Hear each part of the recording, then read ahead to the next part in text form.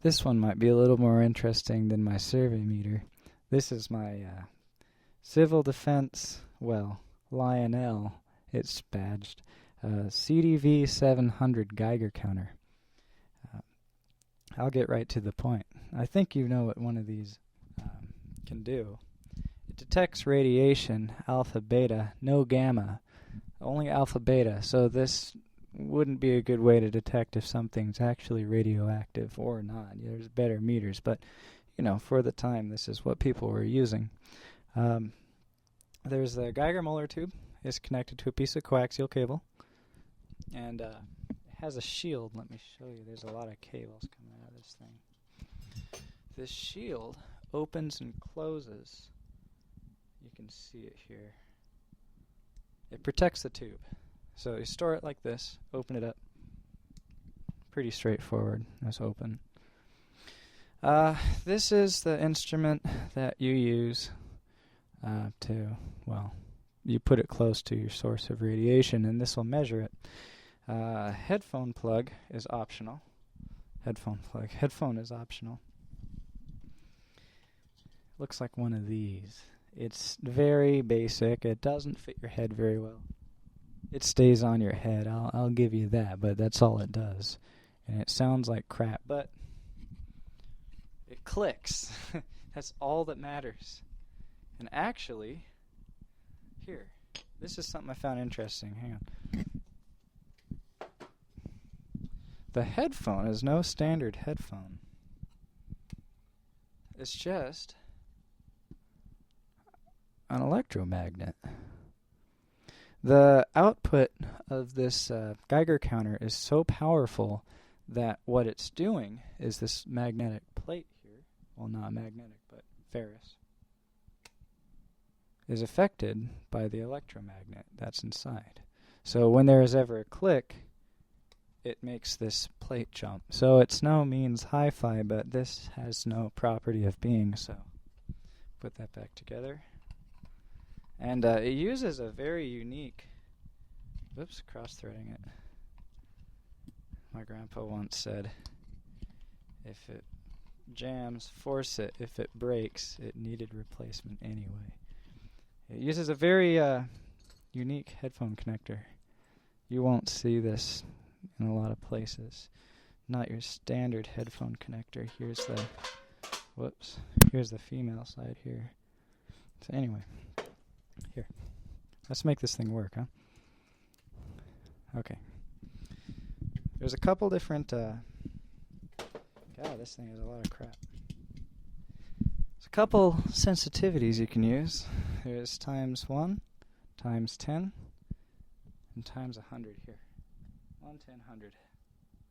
It's kind of like a RPM gauge of a car. ×1,000, you use it the same way. So let's turn it to ×1, x1, just because it's not that radioactive in here. And this picks up background radiation too, so occasionally you'll hear a click even if the place isn't really radioactive. Radiation is always in the air, always somewhat, somehow. Lots of things are radioactive. Some pieces of pottery are radioactive. Glow-in-the-dark things are radioactive. Smoke detectors, as a lot of you may know, is radioactive, and it's all safe. Even exposures to high levels of radiation, if it's not for extended periods of time, and it won't be lethal. You won't get burned. You might feel sick if you're really exposed, but your body is designed to repair itself with all kinds of things, not just physical injuries, but if you're exposed to radiation, which is a physical injury too, your body will repair that. So you might be sick from radiation, but there is no alarm. If you do feel sick, you should go to a hospital. Why are you even in that kind of radiation? Anyway, but going on and on and on and on. Okay, so here we go. There is a test patch. There we go. Test source, they call it check source, that actually has a piece of radioactive material on there you can use to check the Geiger counter. So I'm going to do that right now. It's on here. I'm going to put the headphone up to the microphone so you can hear what it sounds like. I'm sure you know already, but still. Okay. It's open. Put it up to the source.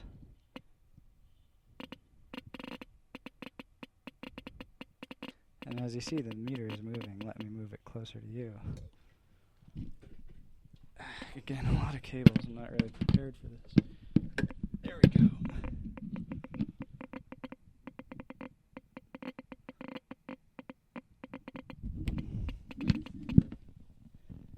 Fairly radioactive, but that's the point of that test source. And it's okay to have a little radiation present in your daily life too, so don't sleep on it, but that's okay.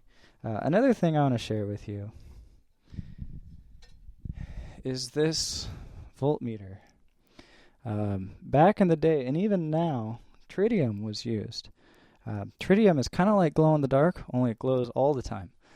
Antique watches, clocks had them. Guns for the sights had tritium. They just always light. During the night, you'd be able to see a sight. Kind of radioactive, especially when it hasn't had a chance to release radiation through its half-lives. But again, no need for alarm. Wearing it on your arm all the time, I would feel kind of weird doing that, but whatever. It's not that big of a deal. So anyway, this once had active tritium on it. It was radioactive. Still is radioactive. It's going to be radioactive for a while. It's not glowing anymore because the tritium has aged to the point where it's lost its radiation to be functional at that point.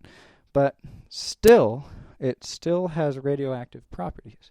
So I want to show you this in the video. You already know what this meter looks like, but I'll kind of show you it anyway. I really have to huddle doing this, so I don't really have a better way, but here.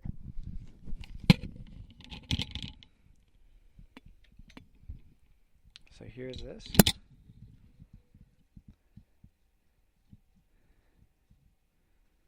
And the meter. I'm going to put it close to the meter.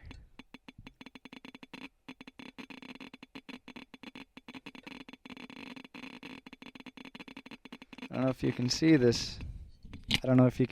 But this Geiger counter is going off the chart here. Let me see if I can do something clever with my hands.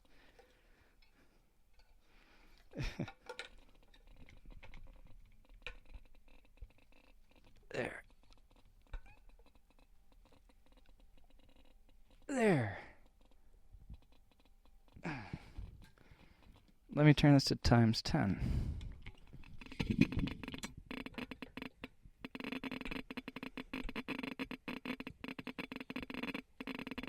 This is a real juggle. Okay. Got a better idea. What a video. I'm sorry for this.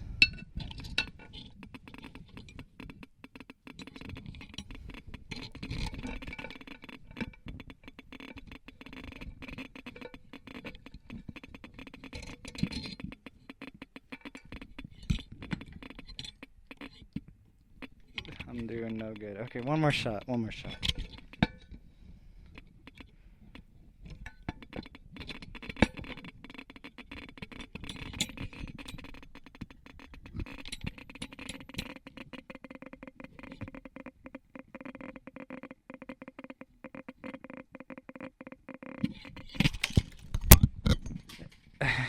There you go. I got it. Okay. Radiation at its finest. Well, could be a lot more powerful. I'm still looking for something very radioactive in the wild.